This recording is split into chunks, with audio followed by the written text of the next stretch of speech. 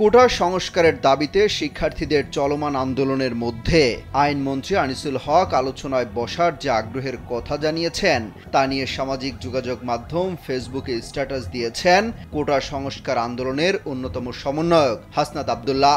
তিনি ফেসবুকে লিখেছেন, রক্ত মারিয়ে সংলাপ নয়।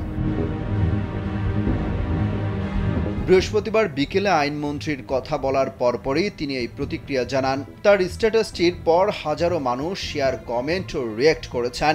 এর আগে বৃহস্পতিবার দুপুরে এক সংবাদ সম্মেলনে আইনমন্ত্রী জানান, কোটা সংস্কার নিয়ে আন্দোলনকারীদের সঙ্গে আলোচনায় বসতে সরকার রাজি আছে।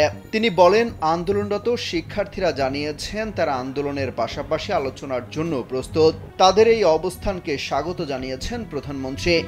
খামেরা তো দাগ হয় কিভাবে? এই যে ভাবি, দাগও যাবে রাগও যাবে, নিন চাকা সুপার হোয়াইট।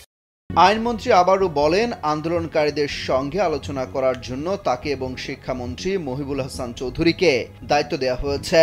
আন্দোলনকারীরা যখনই আলোচনায় বসতে চায়, সেটা যদি আজকে হয়, আজই সরকার বসতে রাজি আছে।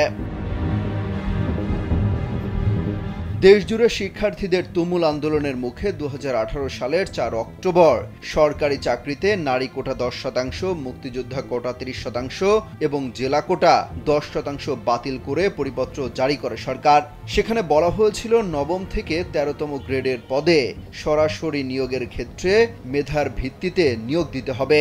ওইসব গ্রেডের পদে সরাসরি নিয়োগে বিদ্যমান কোটা বাতিল করা হয়।